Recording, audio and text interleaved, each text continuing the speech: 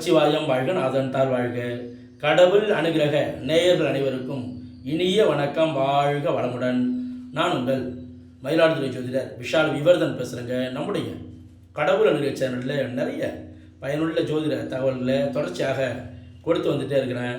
Playlist சென்று பாருங்கள். ஜோதிடர் விஷால் விவர்தன் அப்படின்றது என்னுடைய 750க்கும் மேற்பட்ட ஜோதிட வீடியோக்கள், நியூமராலசமான வீடியோக்கள், திருமண பொருத்தம், அரசியல் பிரபலங்கள், இவங்களுடைய ஜாதக ஆய்வுகள், இது போன்ற நிறைய வீடியோக்கள் இருக்கும். அதை பார்த்து பயன்பெறுங்க.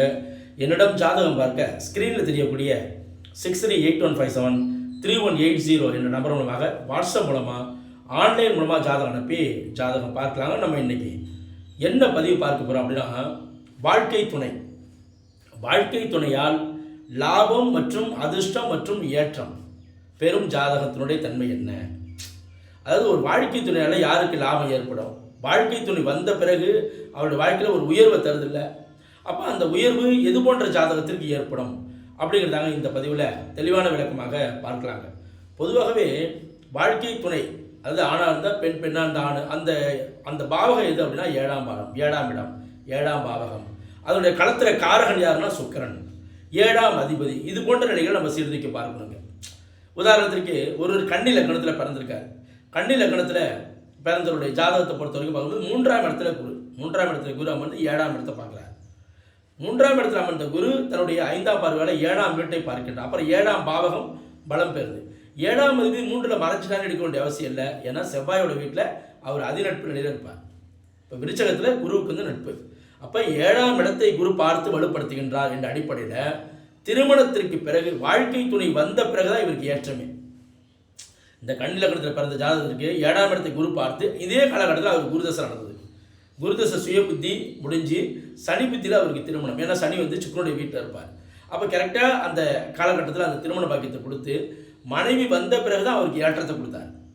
மனைவி வந்த பிறகு தான் அவருக்கு ஏற்றத்தை கொடுக்குறாரு. அப்போ அவர் சொல்கிறார், சார் திருமணத்திற்கு பிறகு மனைவி வந்த பிறகு தான் சார் எனக்கு ஏற்றம் ஏற்படுது.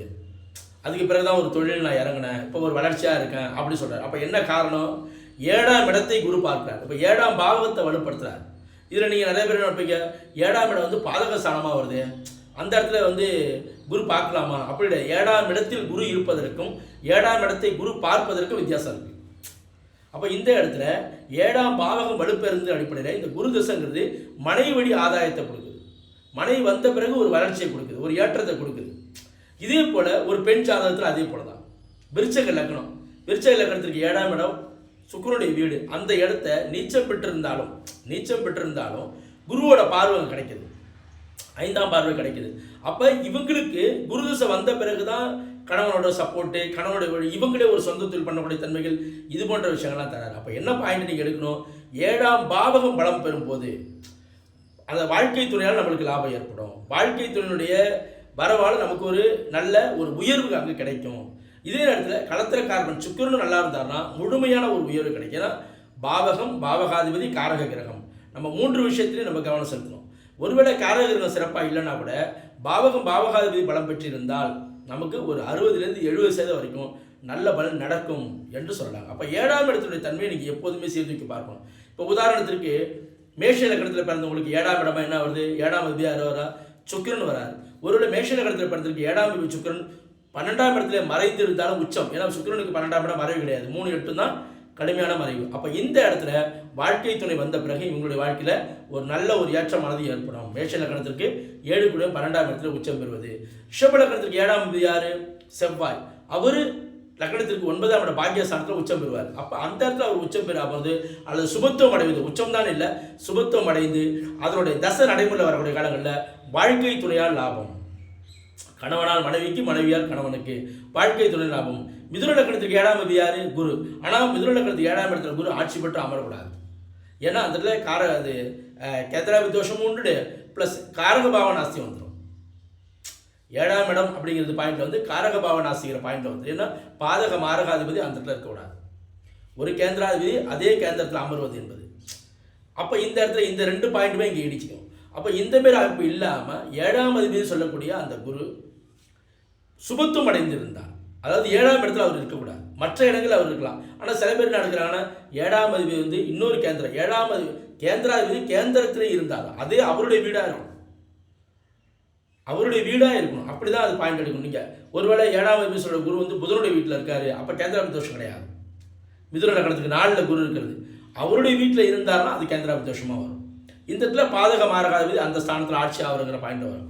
அப்போ இந்தமாரி அமைப்பு இல்லாமல் மற்ற இடங்களில் அவர் சுபத்தமாக இருந்தாலும் நல்ல பலனை தருவார். அதேமாரி கடகலக்கணத்துக்கு 7ஆம் அதிபதி யார் வரா? சனி வரார். கடகலக்கணத்துக்கு 7ஆம் அதிபதி சனி 4ஆம் இடத்துல உச்சம் பெற்றாலே நல்ல பலன் தருவார். ஆனால் தனித்து கேந்திரங்களில் தனித்து உச்சம் பெறணும், பாவத்தம் அடையக்கூடாது. ஆனால் எப்போதுமே சனி உச்சம் பெற்றால் வக்ரம் அடைவது சிறந்தது அப்படிங்கிற அடிப்படையில் இந்த இடத்துல 7ஆம் அதிபதி ரொம்ப பலம் பெறும்போது கணவனால் மனைவிக்கு, மனைவியால் கணவனுக்கு நல்ல ஒரு உயர்வை தரும் அப்படின்னு நம்ம சொல்லலாம். சிம்ம லக்னத்துக்கு 7ஆம் அதிபதி அதே சனி தான் 3ஆம் இடத்துல மறைந்து உச்சம் பெறுவார். அப்போ இது ஒரு நல்ல ஒரு பாசிட்டிவான பாயிண்ட். இன்னொன்று, உச்சம்தான் இல்லை, சுபத்துவம் அடைந்தால் நல்ல பலனை தருவார்.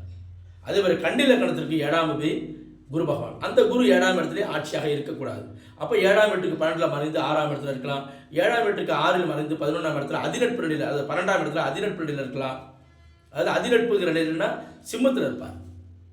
அப்போ இந்தமாரி அமைப்பில் இருந்தார் அப்படின்னாலும் நம்மளுக்கு அந்த வாழ்க்கை துணையால் ஏற்றத்தை அவர் கொடுப்பாரு அப்படின்னு சொல்லலாம். துலா லக்னத்திற்கு 7ஆம் அதிபதியாக அதே செவ்வாய் தான் வரார். அப்போ துலா லக்னத்திற்கு 7ஆம் அதிபதி அவருடைய செவ்வாய் 4ஆம் இடத்துல உச்சம் பெறுவார். 4ஆம் இடத்துல உச்சம் பெற்று சுபத்துவம் அடையும். அது ஒரு பாயிண்ட். சுபத்துவம் அடைந்தார் தான் நல்லது. இப்போ சுபத்துவம் அடைந்தார்னா அதனுடைய தசை நடைமுறையில் வரக்கூடிய காலங்களில் நல்ல பலனை தருவார் அப்படின்னு நம்ம சொல்லலாங்க. அதே போல் விருச்சிக லக்னம், விருச்சிக லக்னத்துக்கு 7ஆம் அதிபதி யார்? சுக்கிரன். எங்கே உச்சமாவார்? 5ல் உச்சமாவார். வாழ்க்கை துணை வந்த பிறகு தான் ஒரு எல்லா விஷயத்திலும் ஒரு தெளிவான முடிவு எடுப்பாங்க. ஏன்னா 5ஆம் இடம் பூர்வ புண்ணிய சாப்பிட்டா அவர் உச்சமாகிறார். அப்போ இந்த இடத்துல விருச்சிக லக்னத்திற்கு 7.5ல் உச்சமாகிறது என்பது நல்ல பாயிண்ட். ப்ளஸ் அவர் சுபத்துவமாக இருக்கணும், பாவத்துவமாக இருக்கக்கூடாது. அதே மாதிரி தனுசு லக்னத்திற்கு 7ஆம் அதிபதி சொல்றது புதன் எங்கே உச்சமாக வர்றாரு? 10ஆம் இடத்துல கேந்திர ஸ்தானத்தில் உச்சம் பெறார். அப்போ இந்த இடத்துல கேந்திராபதி தோஷங்கிறது பெரும்பாலும் இருக்காது. ஏன்னா ஒன்று சூரியனோட இணைஞ்சிருப்பார், அல்லது பரிவர்த்தனை ஆகிப்பார், அல்லது ஒரு கேதுவோட இணைஞ்சு இந்தமாரி அமைப்பு இருந்தாலும் நம்மளுக்கு கடுமையான கேந்திராபதி தோஷம் கிடையாது அப்படின்னு நம்ம எடுத்துக்கலாங்க. மகர லக்னத்திற்கு 7ஆம் அதிபதி சந்திரன் எங்கே உச்சமாக வர? 5ல் உச்சமாக வர. ஆனால் அவர் வளர்பிரி சந்திரனாகி உச்சமாகிறது நல்லது. அப்போ இந்த இடத்துல வாழ்க்கை துணையால் நல்ல மாற்றத்தை கொடுப்பார். கும்ப லக்னத்துக்கு 7ஆம் அதிபதி சூரியன் 3 உபஜய ஸ்தானத்தில் உச்சமாவார். 3ஆம் இடத்துல மேஷத்தில் உச்சமாவார். அப்போ இது ஒரு நல்ல ஒரு பாசிட்டிவான பாயிண்டை கொடுக்கும், அவங்களுடைய வளர்ச்சியை கொடுக்கும், அதாவது வாழ்க்கை துணையால் ஏற்றத்தை கொடுக்கும். இதனுடைய தசை நடைமுறையில் வரணும். இதே போல் மீன லக்னத்திற்கு 7ஆம் அதிபதி யார் அப்படின்னா புதன். 7ஆம் இடத்துலேயே அவர் உச்சம் பெறுவார். ஆனால் 7ஆம் இடத்துல அவர் உச்சம் பெறுவது என்பது தனித்து உச்சம் பெறக்கூடாது. அவர் ஒரு சூரியனுடைய இணையோடையோ அல்லது ஒரு கேதுவோட இணையோடையோ ராகுவோடு மிக நெருக்கமாக இணையக்கூடாது. கேதுவோட இணைவில் இருக்கிறது சிறிதளவு அவர் பாவத்தம் அடைந்திருக்கணும். ஏன்னா தனித்து உச்சம் பெற்றாலும் அந்த இடத்துடைய தன்மையை அவர் கெடுக்க பார்ப்பார். அப்போ இந்தமாரி அமைப்பில் ஒரு ஜாதகத்தில் 7ஆம் அதிபதி பலம் பெற்று 7ஆம் இடமும் பலம் பெற்று களத்திரக்காரன் சுக்கிரன் பலம் பெற்றிருந்தால் வாழ்க்கை துணையால் நல்ல ஒரு ஏற்றம், நல்ல ஒரு உயர்வு, நல்ல ஒரு லாபமானது ஏற்படும் என்று சொல்லலாங்க. இது போன்ற இன்னும் நிறைய ஜோதிட தகவல்களை தொடர்ச்சியாக நம்முடைய சேனலில் பதிவு செய்வோம். நன்றி, வணக்கம். வாழ்க வளமுடன், வாழ்க வையகம், வாழ்க பிரபஞ்சம்.